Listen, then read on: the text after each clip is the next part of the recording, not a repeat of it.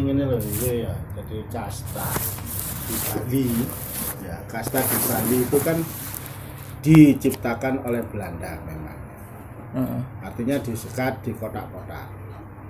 Keturunan raja, dia mempunyai kasta tersendiri, dia mempunyai nama tersendiri. Cokordo, anak agung itu masih keluarga keraton. Begitu turun lagi ke kasta Brahmana. Brahmana ini ide bagus. Ide bagus siapa? Nah, ide bagus ini dia memang diplot untuk memimpin suatu persembahyangan. Nah, gamblangnya kan persembayang. Nah, kalau di Bali itu untuk menyelesaikan suatu upacara yang besar. Nah, di situ fungsinya dari kasta ide bagus. Ada lagi kasta Gusti. Gusti ini identik dengan tentara, pejuang. Nah, jadi orang-orang yang kalau sekarang itu bekerja di angkatan laut itu pasti namanya Gusti. Gusti siapa? Terus nanti ada kasta Waisya. Waisya adalah pedagang.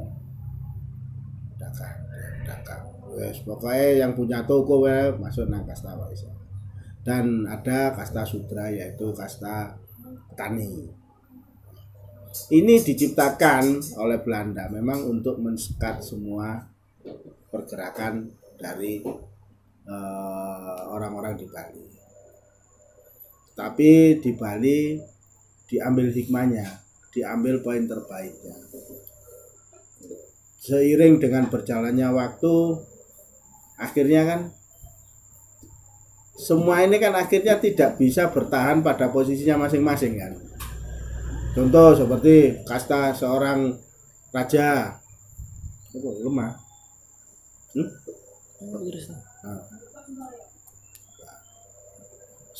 Contoh kasta seorang raja atau Cokordo atau anak agung pun, dia nggak akan mungkin bisa jadi raja terus kan.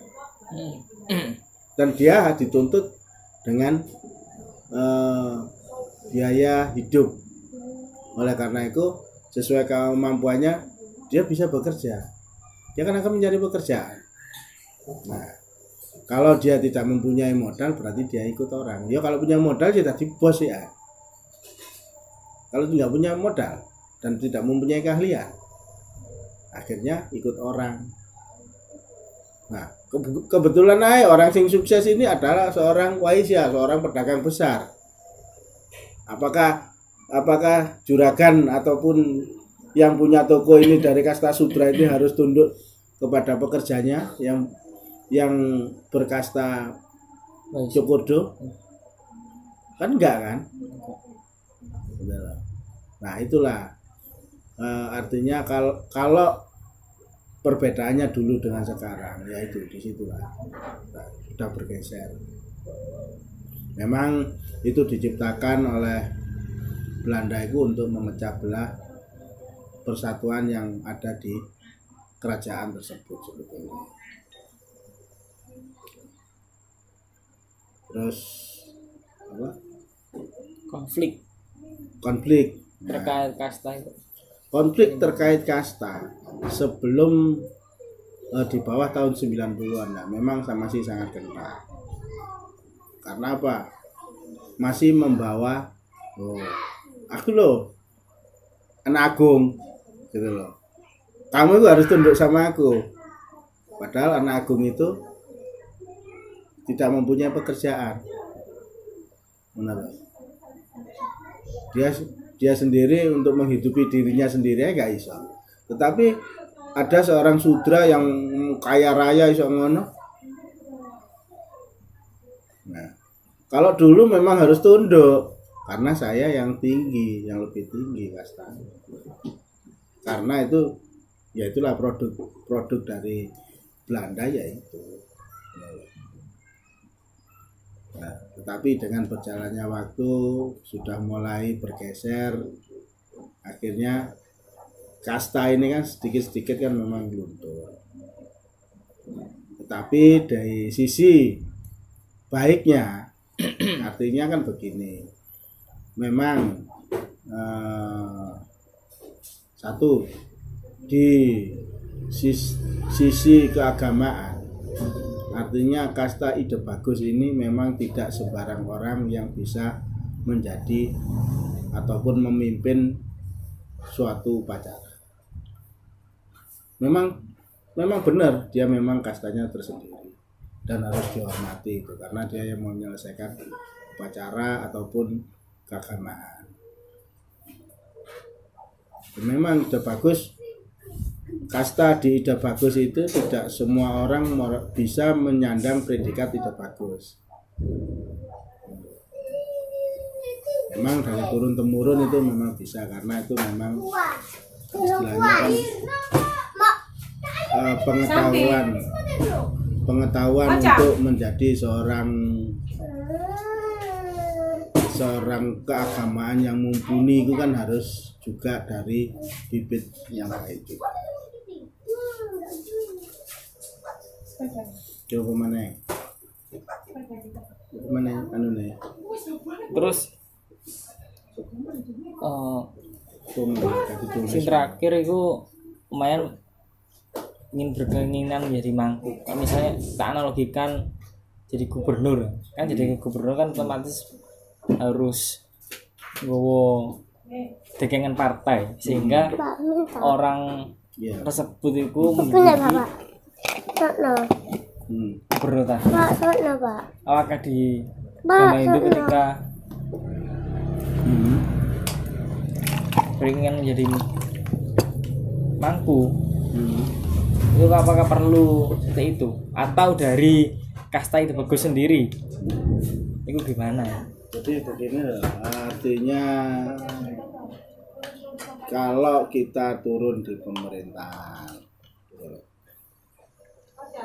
di strata di Bali, jadi kalau seorang Ide Bagus ataupun pemimpin agama itu memang tidak diperbolehkan seorang yang sudah menyandang loh ya. Nah, yang sudah menyandang dan sudah disahkan menjadi pendeta itu memang tidak diperbolehkan untuk menjabat sebagai menjabat di pemerintahan. Dia harus fokus di keagamaan. Tetapi kasta Ide Bagus yang belum disahkan menjadi bergelar pendeta atau belum bergelar pendeta itu boleh untuk istilahnya itu berkiprah di politik ataupun di mana saja.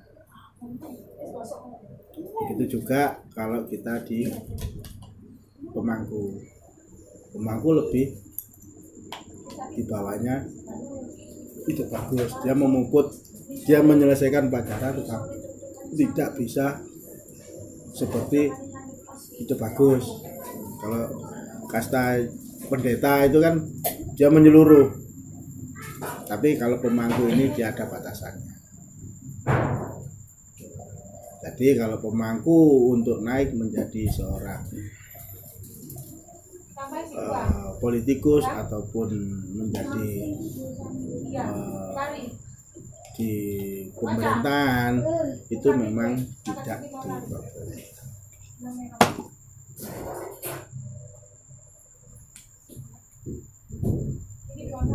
Apalagi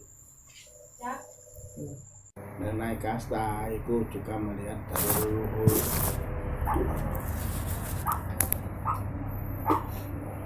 Jadi kalau leluhurnya Mas Wayan sama mamanya leluhurnya si terakhir rojo ya sih iso Mas Wayan naik nang rojo itu sih iso leluhur.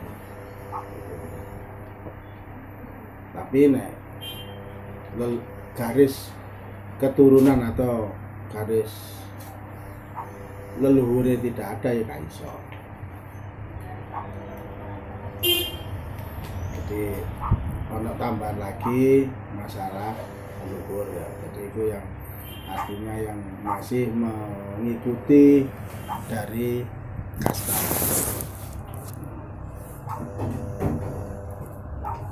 Jadi memang kasta itu diciptakan untuk memecah belah, tetapi sisi positifnya itu memang ada bagusnya. Ada bagusnya karena lebih profesional orang dalam bekerja dan tidak semua orang bisa untuk intervensi ke istilahnya ke kasta-kasta ini. Itu yang ini. Dan kalau leluhur itu adalah backside ataupun sampingannya gitu loh. Sampingannya dari kasta ini. Itu tidak bisa dilupakan karena leluhur itu adalah kuncinya. Seperti kasta Sudra, tetapi sebetulnya dia itu awalnya itu siapa? Awalnya dia dari seorang patih yang dikalahkan oleh raja ini. Ya, berarti dia kan tetap seorang kerajaan karena dia seorang patih leluhur. Nah, pada suatu saat dia naik kasta bisa karena memang ada garis keturunannya. Tapi yang tidak mempunyai leluhur yang istilahnya dia tidak leluhurnya ya wis dari kalangan Sudra, itu kan orang-orang biasa. Itu tetap nggak bisa naik karena leluhur itu adalah sing yang ngawali itu tadi.